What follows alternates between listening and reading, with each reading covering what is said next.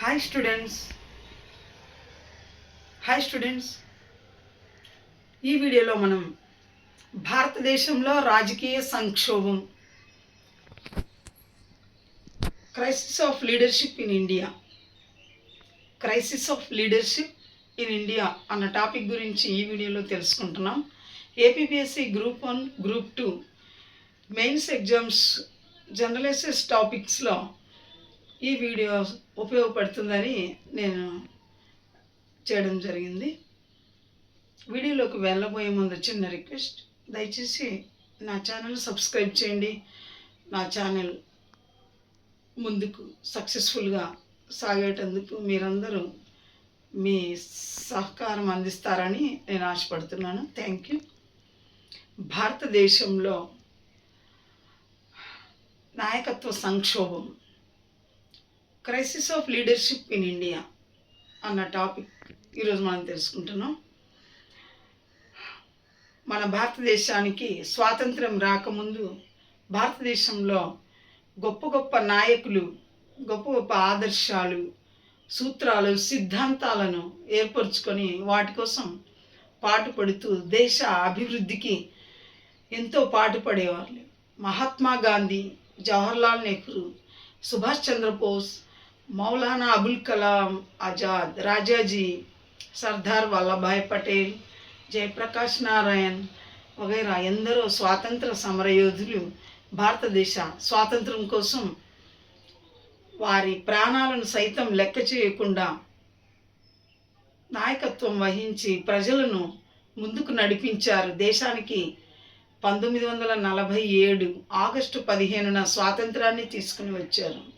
అటువంటి మన భారతదేశంలో నాయకత్వ సంక్షోభం క్రమేణా ఒక పెద్ద సమస్యగా పరిణమించింది. అందుకు కారణం రాజకీయ నాయకులలో చిత్తశుద్ధి లేకపోవడం, దేశభక్తి, దేశం పట్ల బాధ్యత లేక స్వార్థ ప్రయోజనాలకు ఎక్కువగా ప్రాధాన్యం ఇవ్వడం వల్ల ఇలా పరిణమించింది.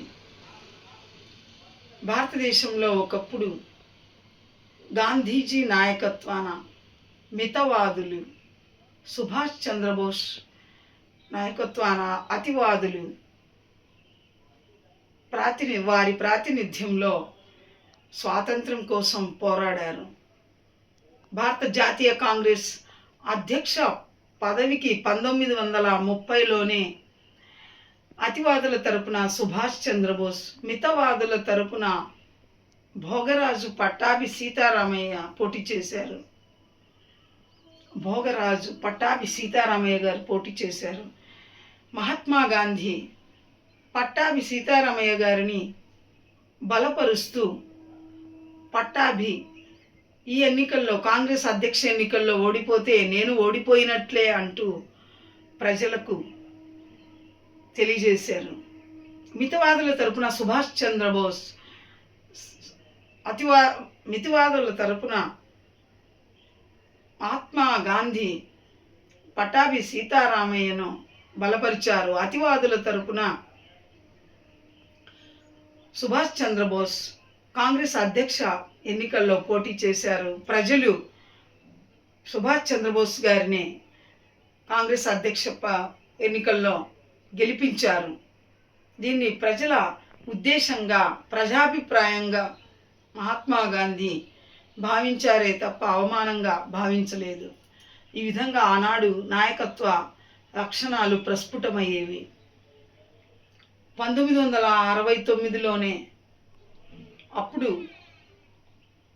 ఇందిరాగాంధీ గారు తన స్థానాన్ని బలపరుచుకోవడం కోసం రాష్ట్రపతి ఎన్నికల్లో ప్రజలను ఉద్దేశించి అంతరాత్మను అనుసరించి నడవండి, అంతరాత్మ ప్రబోధాన్ని మీరు పాటించండి అంటూ పిలుపునిచ్చారు. నీలం సంజీవరెడ్డి గారిని ఓడింపజేశారు. ఇండిపెండెంట్ అభ్యర్థి అయిన వివి గిరి రాష్ట్రపతి పదవిని స్వీకరించారు. ఆ విధంగా ఆనాడు ఇందిరాగాంధీ తన నాయకత్వాన్ని సుస్థిరపరుచుకున్నారు. భారతదేశంలో ఎమర్జెన్సీ కాలంలో కూడా శ్రీమతి ఇందిరాగాంధీ గారు నిరంకుశత్వ ధోరణిని ప్రదర్శించినప్పుడు కొద్దిమంది మాత్రమే నాయకులు వ్యతిరేకించారు. ఏకే ఆంథోనీ లాంటి నాయకులు వ్యతిరేకించి తిరుగుబాటు చేసినా కూడా శ్రీమతి ఇందిరాగాంధీ గారు అణిచివేశారు. ఆ తిరుగుబాటును అణిచివేయడం జరిగింది.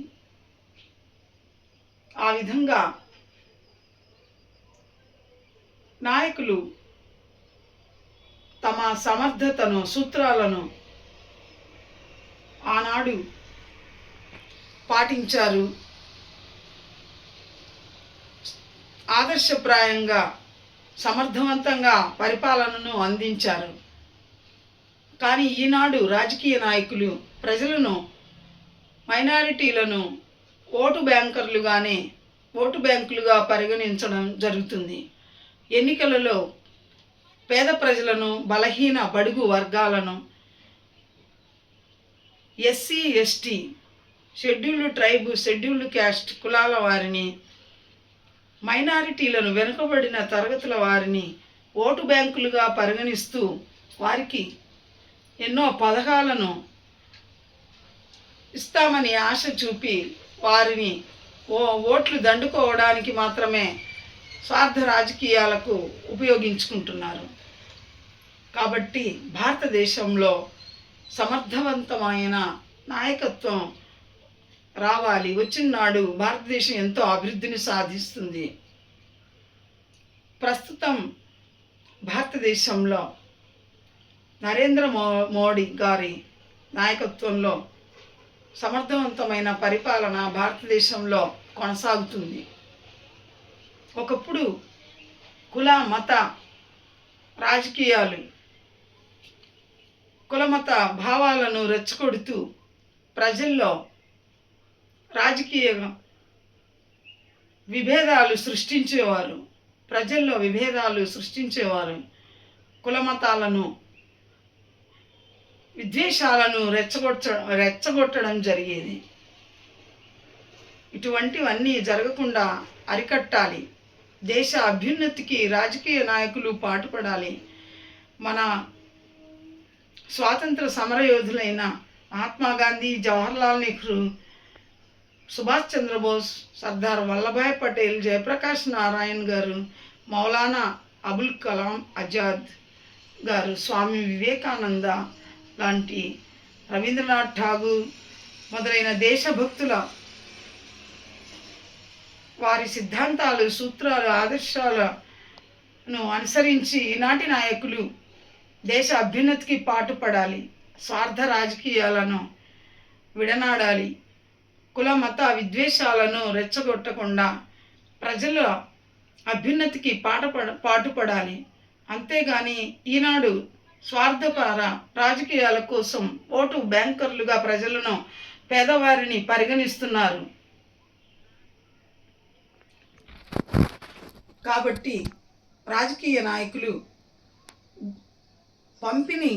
ప్రజలకు ప్రజా పంపిణీని ఎక్కువగా పథకాలు గుప్పించి దేశ ఆర్థిక వ్యవస్థను చిన్నాభిన్నం చేయకుండా, పంపిణీ ఎప్పుడైనా దేశంలో పంపిణీ తక్కువగా ఉండాలి, సప్లై ఎక్కువగా ఉండాలి, సృష్టించడం ఎక్కువగా ఉండాలి. క్రియేటివిటీ సృష్టించడం, ఆర్థిక వనరులను సృష్టించడం ఎక్కువగా ఉండాలి, పంపిణీ తక్కువగా ఉండాలి. అప్పుడే దేశ అభివృద్ధి సాధ్యపడుతుంది. కాబట్టి రాజకీయ నాయకులు ప్రజలను, పేదవారిని, వెనుకబడిన వర్గాలను, మైనారిటీలను ఓటు బ్యాంకర్లుగా మాత్రమే పరిగణించకూడదు. వారికి స్వయం ఉపాధిని, జీవన వ్యయాన్ని భరించేందుకు అవసరమైన జీవన భృతిని, ఆదాయ మార్గాలను కల్పించాలి. అప్పుడే దేశంలో ఆర్థిక వనరులు అభివృద్ధి జరిగి, ఆర్థిక వనరులను ఉపయోగించి దేశ ఆర్థికాభివృద్ధి కూడా అభివృద్ధి చెందుతుంది. సమర్థవంతమైన నాయకత్వంలో దేశం అభివృద్ధి చెందుతుంది. నెక్స్ట్ వీడియోలో మరికొన్ని తెలుసుకుందాం. Thank you students.